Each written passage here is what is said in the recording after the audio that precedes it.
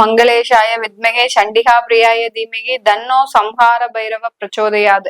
Next gen astro நேயர்களுக்கு astro பூர்ணாவின் அன்பான வணக்கங்கள்.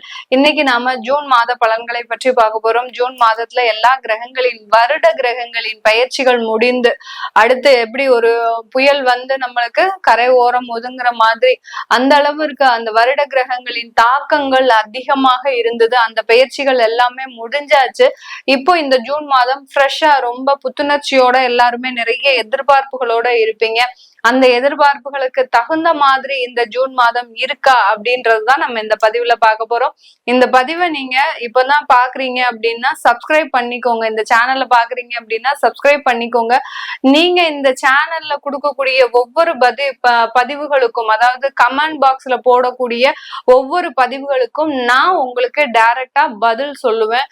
அதனால உங்களுடைய கமெண்ட் பாக்ஸ்ல அந்த கமெண்ட் பதிவு பண்ணுங்க. அதாவது உங்களுக்கு ஏதாவது தீராத பிரச்சனைகள் இருக்கு, உங்களுக்கு வருமானத்துல ஏதோ ஒரு பின்தங்கிய நிலை இருக்கு உங்களுக்கு கீழே நீங்க கமெண்ட் பாக்ஸ்ல கமெண்ட் பண்ணுங்க. அதற்குண்டான பதில்கள் உங்களுக்கு கூடிய விரைவில் வரும். நீங்க இப்போ நம்ம இந்த ஒவ்வொரு ராசி என்பர்களுக்கும் உண்டான பலன்களை பற்றி இந்த பதிவுல தெளிவா பார்க்கலாம். தனுசு ராசி என்பர்கள் ஜூன் மாதத்துல உங்களுக்கு ஒரு நல்ல ஒரு வளர்ச்சிகள் இருக்கக்கூடிய ஒரு டைம். எல்லார்கிட்டையும் ரொம்ப ஆனந்தமாக பேசக்கூடிய ஒரு டைம். உங்களுடைய குழந்தைகளினுடைய வளர்ச்சியில ரொம்ப அக்கறையோட செயல்படக்கூடிய ஒரு நேரமாக தான் இந்த ஜூன் மாதம் இருக்க போது. இந்த ராசி என்பர்களுக்கு இந்த ஜூன் மாதத்துல உங்களுடைய மைண்ட் செட்டே பாத்தீங்கன்னா நல்ல ஒரு வாழ்க்கையை வாழணும், நல்ல ஒரு சந்தோஷமா இருக்கணும், அந்த சந்தோஷத்துல எந்த குறைவும் இருக்கக்கூடாது அப்படின்ற மாதிரியான ஒரு பெரும் மகிழ்ச்சியை எதிர்பார்க்கக்கூடிய ஒரு டைம். அது எல்லாமே கண்டிப்பா உங்களுக்கு ஒரு பூர்ண ஒரு ஆசீர்வாதத்தோடு உங்களுக்கு கிடைக்கக்கூடிய ஒரு நேரமாக தான் இருக்கு. குரு அருள் இருக்க என்ன பயம் அப்படின்ற மாதிரி தான். குரு அருள் திரு அருள் எல்லாமே இருக்கு இந்த தனுசு ராசி என்பர்களுக்கு. அதனால ரொம்ப ஒரு அதிகப்படியான ஒரு வாழ்க்கை மாற்றங்களை முதல் படியாக தொடங்கக்கூடிய ஒரு நேரமாக தான் இருக்கும்.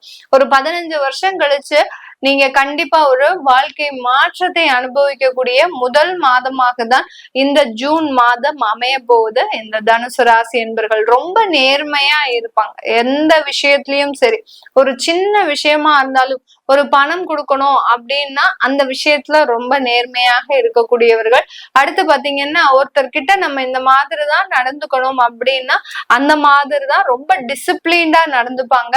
பள்ளி கல்லூரிகள்ல பாத்தீங்கன்னா இந்த மாணவர்கள் தனுசு ராசியை சேர்ந்த மாணவர்கள் பாத்தீங்கன்னா இவர்களினுடைய டிசிப்ளின் அடிச்சுக்கிறதுக்கு யாருமே கிடையாது. அந்த அளவுக்கு ரொம்ப நாலேஜபிள், ரொம்ப திறமை, ரொம்ப ஒரு இன்டெலிஜென்டான ஒரு டிசிப்ளின்றது இந்த தனுசு ராசி மாணவ செல்வங்களுக்கு மட்டும்தான் இருக்கும்.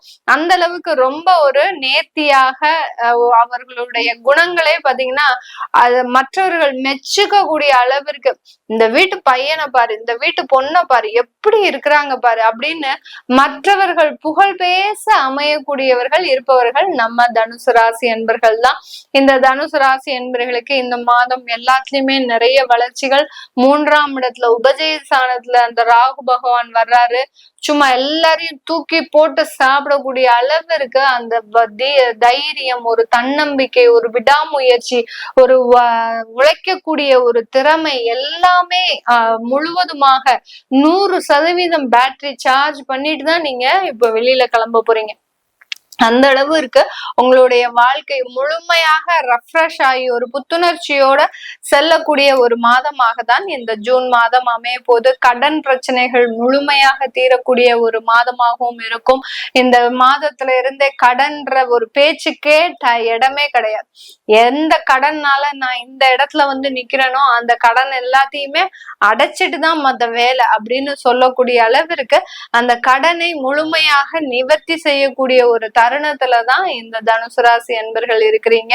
4ஆம் இடத்துல சனி பகவான் முழுமையான அந்த வீடு வாங்குறதுலயும் சரி, அடுத்து பாத்தீங்கன்னா அம்மாவினுடைய நலனிலும் சரி ரொம்ப ஒரு அக்கறை இருக்கும். அந்த எப்படி வயதானவர்களை எப்படி ட்ரீட் பண்ணணும் அப்படின்னு இந்த தனுசு ராசி என்பர்கள் இவர்களை மாதிரி யாருமே ட்ரீட் பண்ண மாட்டாங்க. அந்த அளவுக்கு ரொம்ப ஒரு பூவை பாதுகாக்கிற மாதிரி தான் அந்த வயதானவர்களை பாதுகாப்பாங்க. அதுவும் தன்னுடைய பெற்றோர்கள்னுங்கும் போது சொல்லவே வேண்டாம்.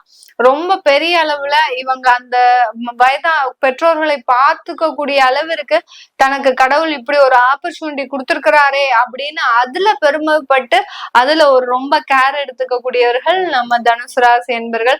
அது எல்லாமே மிக அருமையாக நடந்து முடிக்கக்கூடிய ஒரு நேரமாக தான் இருக்கும். கல்யாண வாழ்க்கை, திருமண வாழ்க்கை நல்ல ஆனந்தமான ஒரு வாழ்க்கையா இருக்கும். திருமண உறவுலையும் நல்ல ஒரு பந்தங்கள் ஏற்படக்கூடிய ஒரு நேரமாக இருக்கும். திருமணம் ஆன உடனே குழந்தை பாக்கியம், இதெல்லாம் யாருக்குங்க கிடைக்கும்?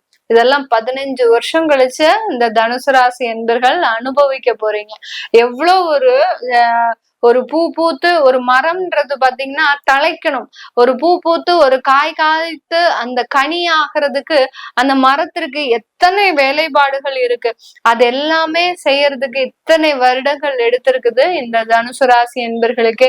அந்த காய் கனிந்து நல்ல ஒரு வாழ்க்கையை கொடுக்கறதுக்கு உண்டான ஒரு டைம் தான் இந்த ஜூன் மாதம். திருமணமான உடனே குழந்தை பாக்கியம் அமைய போகுது.